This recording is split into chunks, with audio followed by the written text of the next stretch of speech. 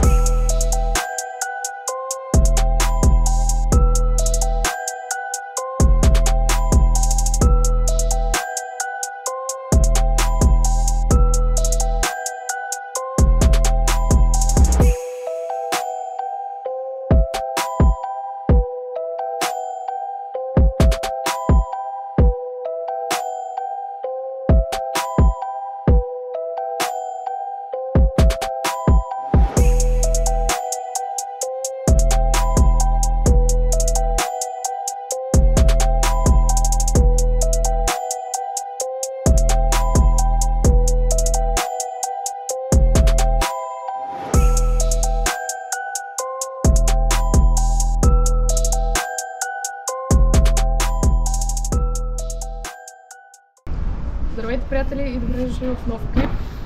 Тук що си измих колелото и утре сутринта ще му направим байкчек. Също така, ако искате да разберете какво има в гаража зад мен, абонирайте се за канала и освен това напишете в коментарите какво мислите, че трябва да има един състезател в гаража си, като резервни части, като различни ресурси, които му трябва за състезание и така нататък. Пишете долу в коментарите и очаквайте, че ще има такъв клип. И утре сутринта се виждаме за байкчек. Днеска ще правим байкчек на това колело, Commercial ми. Събота, 27 януари, ще ходим на Winter Bike Duel на Витоша. Ще снимаме клип. Ако искате да участвате в него, се запишете за състезанието, за да може да покараме заедно там. Да, това е. Останете до края на клипа и да започваме. Добре, правим байкчек на моето състезателно колело Commercial Supreme 223 V4, последния модел от колекцията V4. Това може да е 29-ка или си е 29-ка? Води се мълет рамката, аз също карам мълет с 27.5К по-отзад, но може да се влиза 29-ка без проблем. Както едно цяло GoPro. Добре. Сигурно. И е М размер. Как? Защо рамката е закачена тук? Задната вилка към предната рамка. What? Bro, what are you talking about, man? Добре. Какъв е шок? Шок е RockShox Super Deluxe с 400 либри пружина и го сложих, понеже Fox ми гръмна. Да, аз, както всички знаем, обичам Fox. Това е Fox Kashima 49 2020 модела. 29-ка е, затова е 49. След 20-та година няма повече 49. Семерингите са SKF и ако питате, не съм ги сложила, защото са същия цвет като рамката, просто са много хубави. Какво правят тия бушони тук, вратки? Това е въздух. Тук имаме High Speed компресия, Low Speed компресия и отдолу имаме два ребаунда. Те са малко по-чукани, но ги има. Да. Ето го, един, два. Добре. А вилката как така е 21 година, пък рамката е последната е 23-та година? Рамката е 2023-та, а вилката е 2020-та, понеже старата рамка има малка дупка на средното, понеже механика не знаеше как да ни махне средното и реши да среже рамката на две. Да, оправдаваме красив. Така, кокпит. Карам с Rental Fatbar кормило и Rental лапа, като кормилото е или 30 или 35 райс, не знам, понеже ми е подарък и никъде не го пише.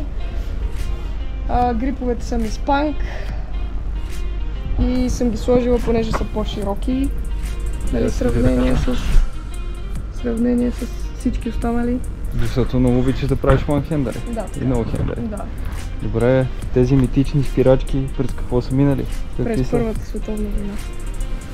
Те са оригиналните от колелото, нали? Да, те дойдоха с стоковото колело от 2020 година и ги карам от тогава. Срам код RSC. Би трябвало да са най-високия клас, никой не знае. Най-високия си имат всичките врътки. Да. На две и даже се сгъват, имат и лагерче, тук това е лагерче. Каплите, какви са тия странни джанти? Каплите са Hope и двете, като тази е 275, понеже, както казах, карам мълет. Шината е Hope, главината е Hope и вътре има insert flat-out, който предпазва шината при удар.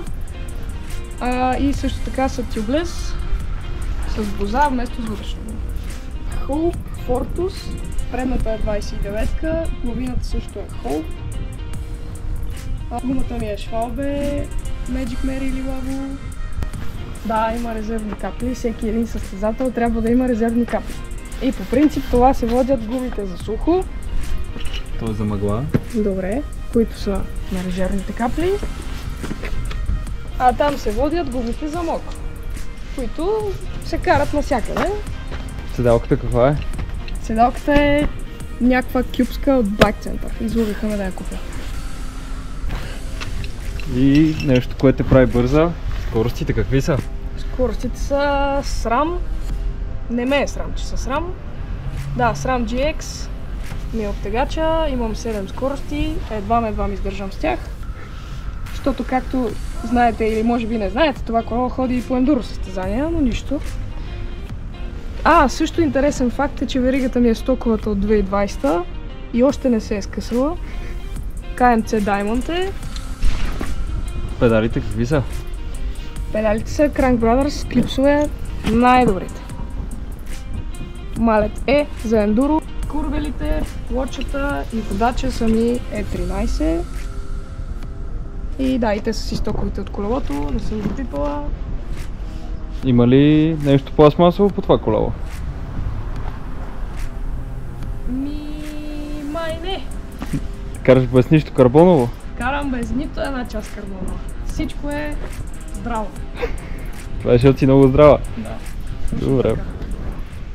Това беше байкчека на колелото. Ако искате да разберете в следващия клип какво има в гаража, абонирайте се за канала, харесайте този клип